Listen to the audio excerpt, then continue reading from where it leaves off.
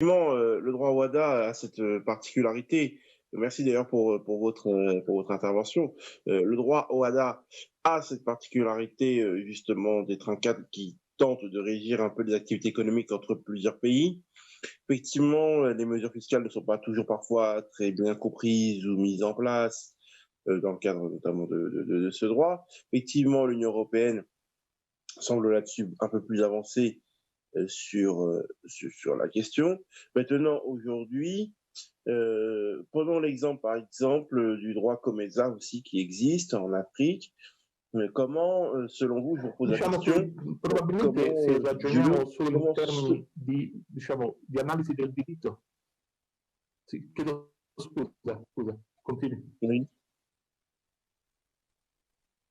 ok. Donc, selon vous, justement, est-ce que c'est pas mieux de privilégier, par exemple, des accords bilatéraux ou trilatéraux, un petit peu comme l'ont fait le Kenya, l'Ouganda, le Rwanda et quasiment presque le Burundi, ne serait-ce que sur la libre circulation des biens et des personnes pendant près de 90 jours, parce que là, il y a un peu plus d'harmonisation. On sait qu'à la CEDEAO, par exemple, de l'autre côté, donc en Afrique de l'Ouest, il y a notamment un Sénégalais peut aller monter une entreprise au Ghana, notamment disposer de, je vais pas dire de faveur, mais de facilité, notamment pour se constituer un capital, etc. Mais toutes les règles ne sont pas bien sues. Alors, est-ce que c'est uniquement parce que l'Union européenne a mieux communiqué auprès de ses ressortissants pour que chacun d'entre nous connaisse les dispositions possibles et imaginables quand on veut, par exemple, monter une entreprise? On dirait que, par exemple, même quand on veut obtenir des financements, c'est aussi compliqué parce qu'on n'a pas toujours les bonnes informations. Est-ce que c'est pas aussi ça le problème? Ça se trouve, effectivement, on a parlé de la ZLECA, c'est une grande zone de libre-échange, etc.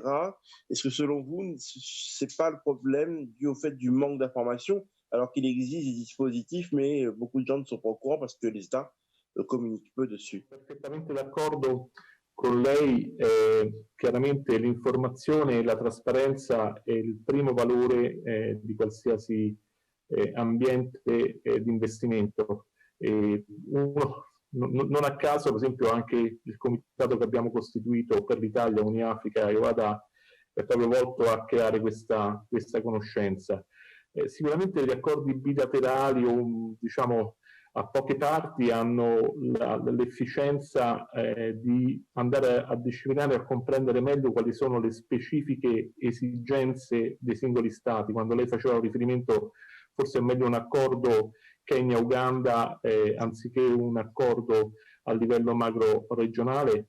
Posso essere d'accordo con lei quando andiamo a disciplinare, come avviene spesso, problematiche che sono soltanto dei due stati. Penso ad esempio alla realizzazione di linee ferroviarie o alla realizzazione di infrastrutture che possano avere un interesse soltanto per alcuni stati. Indubbiamente le armonizzazioni più ampie a livello regionale o macro regionale, quindi parliamo di più stati, come ad esempio avviene nell'East Africa Community, sicuramente rispondono a una esigenza per l'investitore che è molto più ampia, cioè sapere che si possono creare delle economie di sistema. Almeno queste sono le nostre esperienze per i clienti che seguiamo.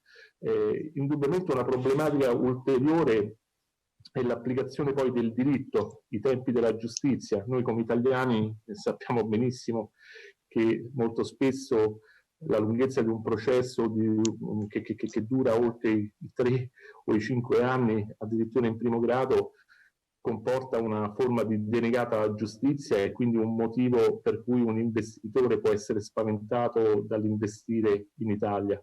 Questa è una problematica che abbiamo in Italia, una problematica che è stata affrontata nella stessa Inghilterra, che è preso sempre come riferimento da molti, ma che ha avuto una crisi del sistema giurisdizionale fondamentalmente verso la fine degli anni, fra il 2007 e il 2011, per cui sono corsi a ripari e hanno creato, poi hanno cercato di rendere di nuovo la giustizia più veloce.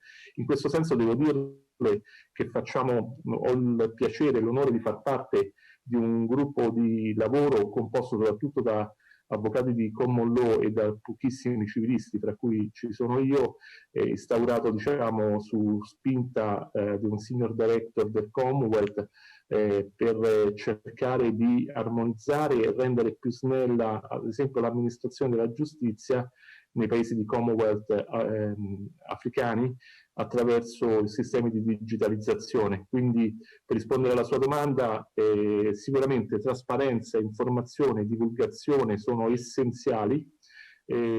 Altrettanto importante è cercare di avere armonizzazione a livello regionale e fondamentale poi assicurare una giustizia rapida.